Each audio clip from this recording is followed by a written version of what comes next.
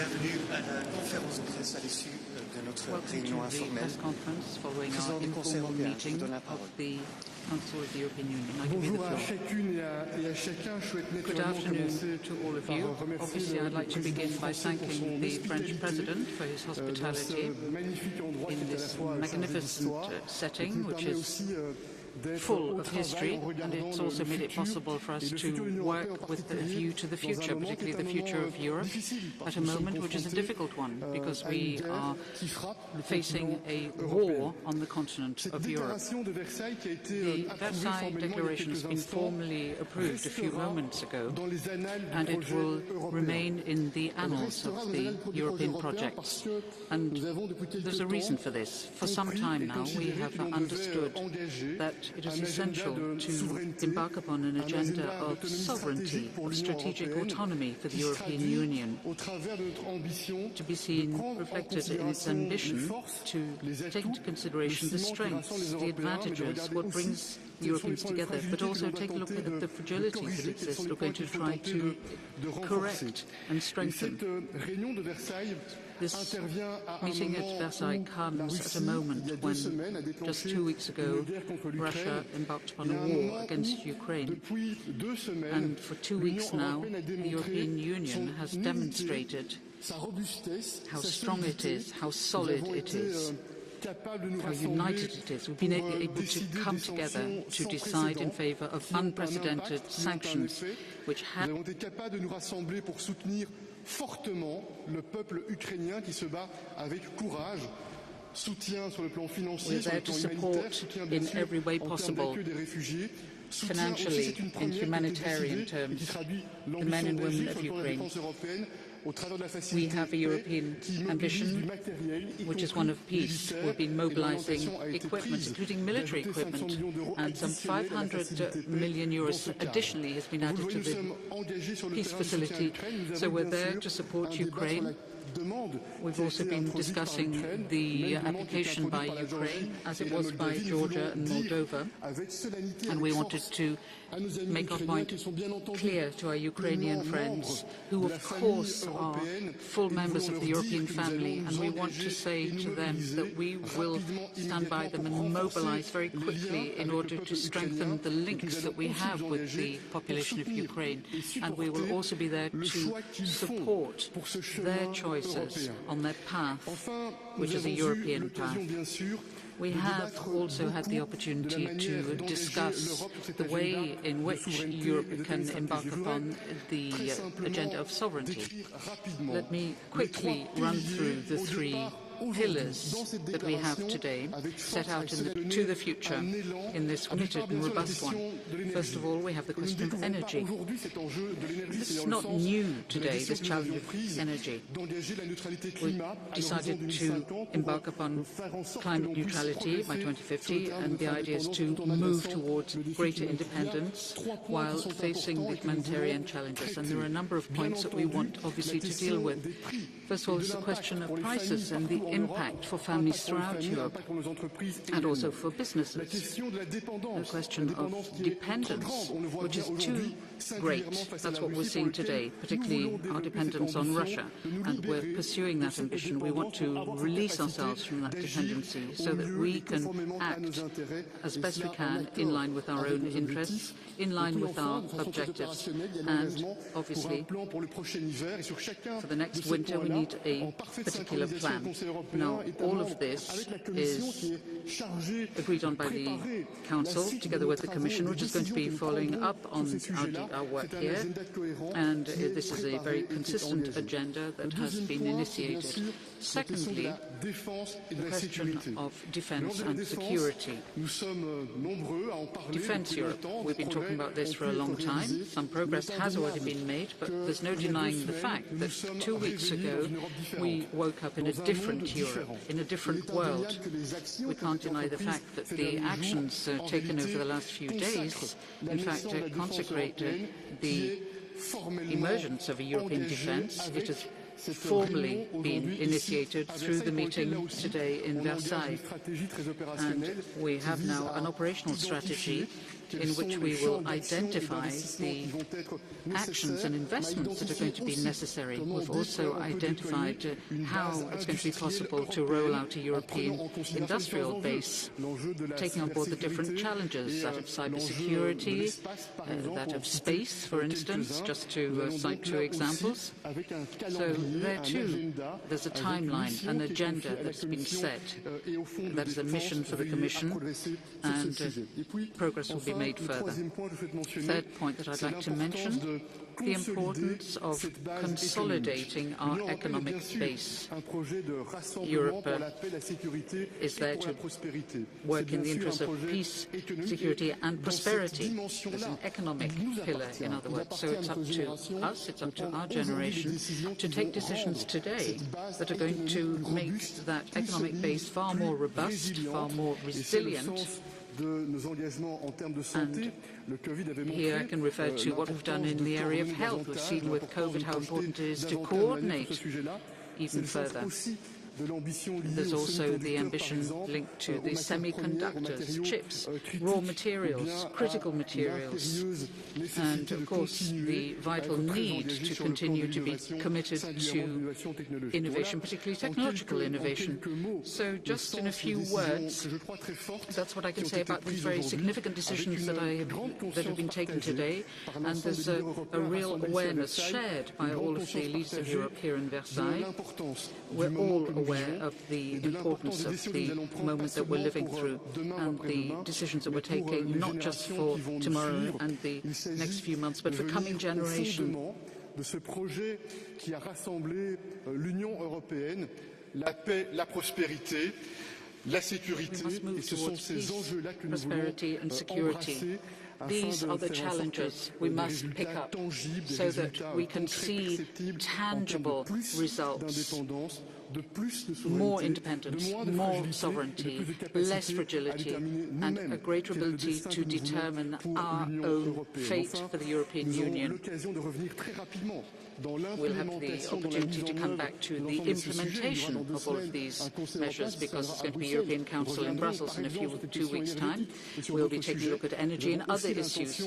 We also intend, before the June summit, to have an extraordinary summit, which means that we'll be able to take a look again at security and defence. So once again, I'd like to thank President Macron for having brought us here today in Versailles at such a symbolic place, symbolic moment. It's at the heart of European history.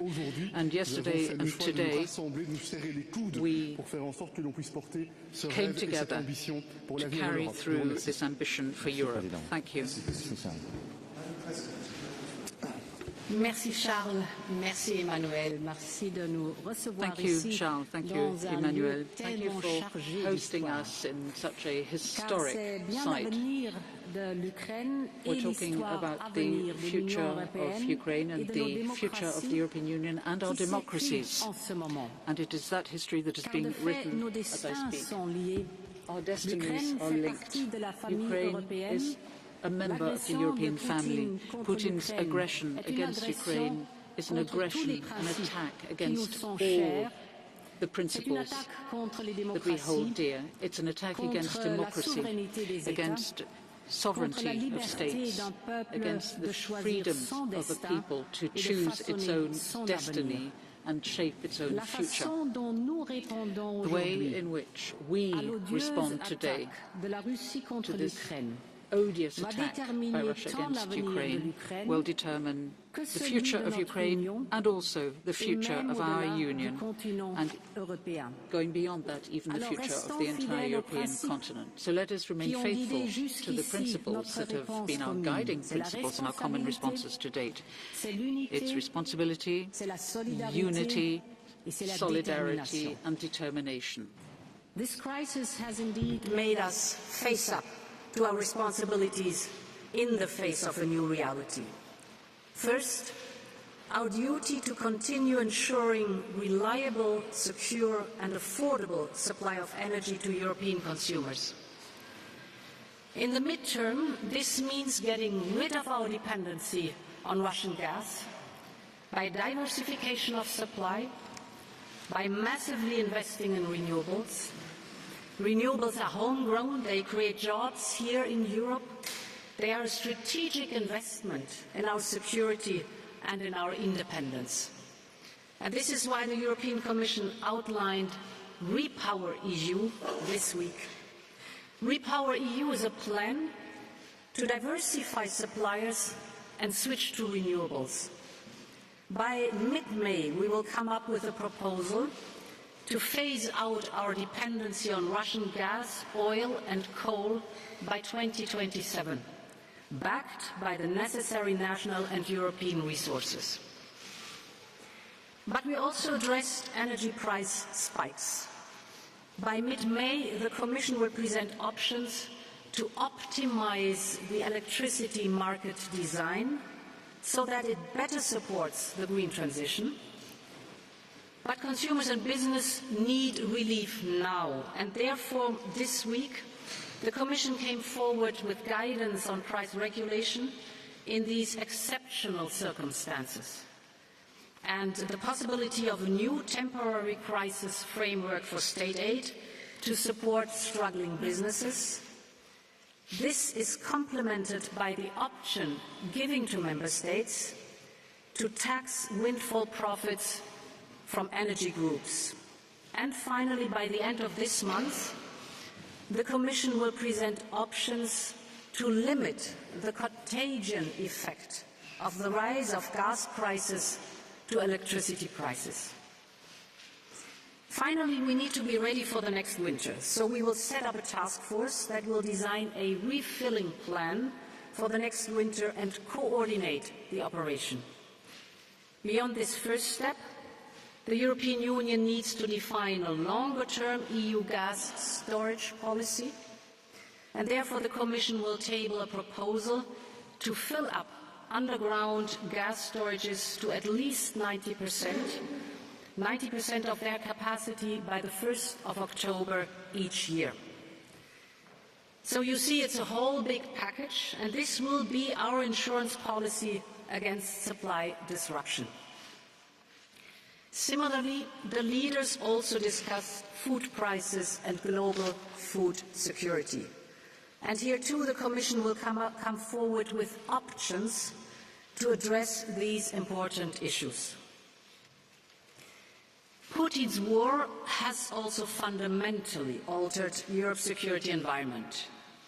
To defend Europe, we will need different forces and different capabilities.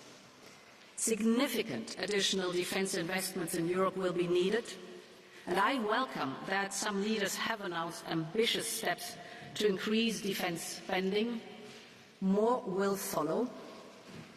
But we need to avoid fragmentation. Thus, we need a coordinated approach, because this only will ensure that we maintain a military technological edge in our European industrial base, and that interoperability is given between our European armed forces. This will be the focus of our work in the next weeks to come. I want to be very clear that we need to closely coordinate also with NATO. NATO is the strongest military alliance in the world. Thus, I welcome that the leaders have tasked us to prepare an analysis of the defence investment gaps and to make sure that we have a clear plan how to deal with those gaps in Europe by mid-May, when the Commission is presenting the results of this undertaking. The second principle I mentioned was unity. It certainly guided us when we swiftly imposed altogether 3 successive waves of sanctions on the Kremlin. With an immediate, hard-hitting effect, we will now come forward with a 4th package of sanctions. These sanctions will further isolate Russia from the global economic system, increasing further the cost of Putin's invasion to Ukraine.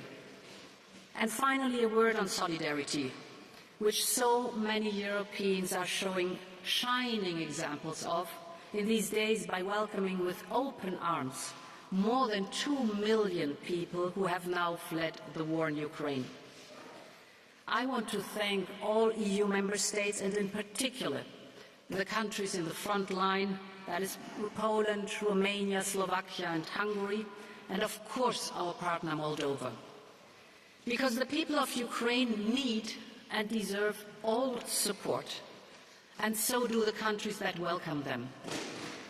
The Commission has set up a solidarity platform to coordinate operational and financial support and reception capacity.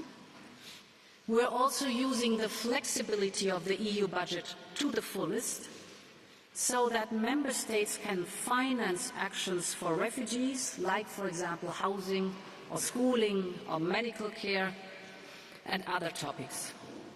This flexibility within the Commission could free several billion euros over the coming years for exactly these purposes. The Ukrainian people are showing immense courage, and a people that stands up so bravely for European values is clearly part of the European family of nations. So while this terrible war rages on, we should already reflect carefully about what comes next. The membership applications of Ukraine are expressions of national sovereignty, of its will and its right to choose its own destiny. Today, we have opened the pathway towards us for Ukraine. They are part of the European family. Thank you. Thank you, Madam President. Monsieur le Président de la République, vous avez... Merci beaucoup. Monsieur le Président, Madame la Présidente, Mesdames, Messieurs. Merci beaucoup d'être là et à l'issue de ce sommet de Versailles. Monsieur le Président, Madame la Présidente viennent parfaitement de refléter l'esprit de nos débats et des conclusions. Michel and President von der Leyen have spoken clearly. We're in the Galerie des Batailles, and if anyone thought that war in Europe belonged to history, for the last 2 weeks we've seen that the choice by Russia and President Putin was to bring war back to Europe. In the face of this and the unheard of violence of Russia against Ukraine and its population is a tragic turning point for our history. We're all aware of the fact that it's a turning point as well for our societies, for our peoples and for our European project. For the last 2 weeks, our response, ladies and gentlemen, this has just been said, we've responded through unity, rapidity and spirit of responsibility. Choices were made very quickly, all 27, with our institutions and coordinated with all of our partners in the context of NATO and G7. Diplomatic work has made it possible to isolate Russia, inter alia, recently at the General Assembly of the United Nations. For 2 weeks now, Ukrainian men and women have been fighting courageously to defend their freedom, their democracy, their sovereignty and the integrity of their land. Europeans have a clear position, unanimous and firm condemnation of the Russian aggression at all international levels, and we've drawn full consequences of this, inter alia with the resolution that was adopted at the General Assembly. Support to Ukraine. Together we've agreed to deliver hardware, not just humanitarian material, but also weapons. And we've proposed today that the European facility be added to the tune of some 500 million, which is going to allow us to go further in this line. Countries that in the past were traditionally neutral, Sweden, for instance, have decided for the very first time that for the first time in decades they would take an active role in the support to Ukraine. We also have economic support, humanitarian support. This will be continued. Some 2 million refugees have been welcomed. Madam von der Leyen has referred to this, and I'd like to thank the populations of the neighbouring countries, Poland, Hungary, Romania and Moldova as well. And obviously France will be playing its role, and I would hope that we will be able to have the necessary mechanisms of solidarity that can be used in this overall approach. As of the very outset, we also deployed massive, unheard of sanctions, and this was done very quickly. Second, fourth, 6 days of conflict, they were marked by European decisions of these unprecedented sanctions. We're willing to adopt other sanctions, and all options are on the table. The point of our discussion is to prepare ourselves for these sanctions if they were able to call a halt to the attack and the aggression, and could prepare us also for the consequences in the coming weeks and months. Our initial objective is, of course, a rapid return to peace, starting with a ceasefire, followed by a rapid withdrawal of Russian troops. And that is why keeping up pressure on Russia, and we're also maintaining a very demanding dialogue, in particular in conjunction with the German Chancellor. So the support to solidarity for Ukraine is what kept us very busy, particularly yesterday. We support Ukraine today, and we will do that for as long as the war lasts. And we will be there for the reconstruction of this destruction brought about by Russia. We will be there to help it to stand up and standing. The message that we've sent out to the Ukrainian population is that the path to our Europe is open to them. Their fight for freedom and democracy, for the values that we all share, has demonstrated that Ukraine is indeed a member of our European family. We also want the applications made by Moldova and Georgia as well be examined in line with our treaty by the European Commission, so that the acceptability can be determined in line with the provisions of our treaty. The Versailles Declaration, the agenda of Versailles that we've been discussing today, is linked to the fact that sovereignty in Europe, which might have been thought of by some as a slogan or a sort of French fantasy, is seen by all today as being crucial. This sovereignty, this strategy of independence has been there at the very start, also of the pandemic. We've seen what had to be done. It's there when we had to produce and deliver vaccines for ourselves and for other countries. We've seen it when we came out of the crisis, at the start of the recovery, when we saw what was happening as regards the semiconductors, when we had delegated production to the other parts of the world, how difficult it was to return to the manufacturing of cars, for instance. And we're seeing it in the context of this crisis, where we can see how our food, our energy, our defense are all issues of sovereignty. We can cooperate. We want to be open to the world, but we want to choose our partners and not depend on any. That's what we mean by sovereignty. It's not protectionism. It's not a question of closing the door. It's a question of having the possibility of staying open without being dependent. So the Versailles agenda has set out the next few months' work along those lines. As regards defense, we want to be able to define the investments that we need. Several of us are already at the level of 2% of GDP invested in defense. Others have further efforts to make, but we're going to make coordinated efforts. We're going to identify our needs in budgetary terms. We're going to identify capabilities that are required.